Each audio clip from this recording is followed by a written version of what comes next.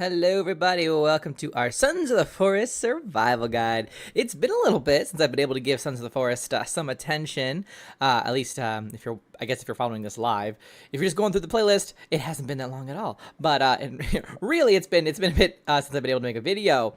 And today we're talking about defensive walls, and in particular how to do the drawing kind of mechanic that came with the raft update.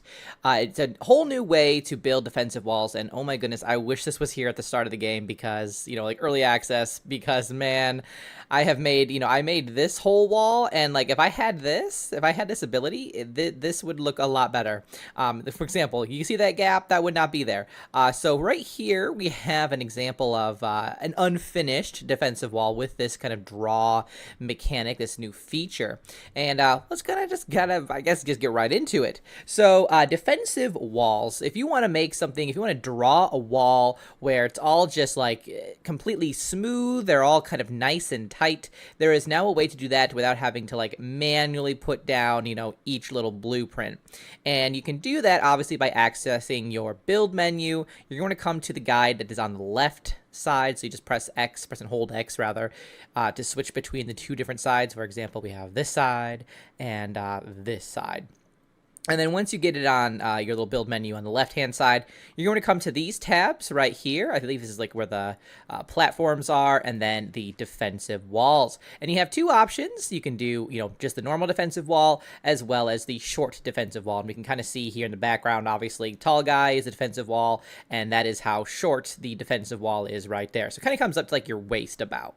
So I would say that one's kind of ideal for like if you just want to set up like a barrier to slow enemies down, so you can like shoot them or guide them to traps, maybe. Like that's kind of the way to use those. But let's go ahead and talk about how we actually use this. So let's go ahead, I guess let's just we'll just click defensive wall here. So you can see we have one little log outline right there, and if we wanted to, we could just basically we'll start, I don't know, we'll just start right, I'm just going anywhere here. We'll left click to kind of start where we want to, start putting this wall.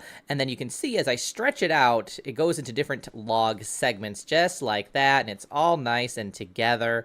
You don't have any weird gaps. It kind of goes along with the terrain. So it automatically kind of goes shorter or taller depending on, what the slope is. Now, obviously, when you run into something like boulders, you are going to have like a little bit of a problem. It's not going to obviously like go on it, but you can kind of see how it wants to snap to that. You can see it, there we go, right there, like it's going to click there. So you can potentially even just kind of drag it over here, and it's going to take care of, any kind of weird, running into some structure that you can't get rid of. It's going to take care of that for you and just build right through it. So so that is very nice.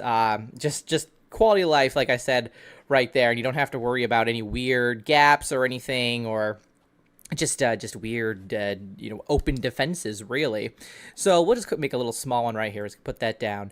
Now, once you get here, obviously, you left click again to kind of put an endpoint, and you can keep building if you want to. Like if you wanted to go like that way, for example, you'd go for it. But I'm pretty satisfied with just like what it is here. So we're going to press the E key to finish it off, and now we have this wall here. And obviously, the bigger wall that you have, the more logs you are going to need to complete it. So you would basically go and get all the logs that you need and start filling it in. So for example, I have my little test log right there. We're going to pick this one up. Now, quick notice that this is not a process log. It's just your basic raw log. But when I go and put it in here, and we'll just put it into this one, I'll pop it in. You see it automatically sharpens, and that's one of the cool things about this defensive wall as well, is you don't have to take out your axe and manually chop those the top parts anymore. It just auto does it for you. So that's just one less step that you have to worry about. So it's another kind of a benefit of that. Now, aside from that, if you wanted to, let's say you put your wall down, and then you realize, you know what, I want to extend this a little bit more. You just go ahead and click this again. And you'll see that it kind of snaps into place right there. You can see it snap. Right, just like that. And even, I think if we go over here with like a finished wall, we should be able to snap to this one as well. Yep, there we go. It snaps right wherever you want to go. So again, we're not getting any gaps, and then you would just, continue where you want to build it. And we'll just go do that. There we go. And we can see, again, beautiful flush. We have no problems like the ugly gap over here. We love it. It's great. And obviously, you can do the same thing with the half walls. They snap to your big defense walls, even though they are, shorter. They still, snap right to it. So it's nice and seamless.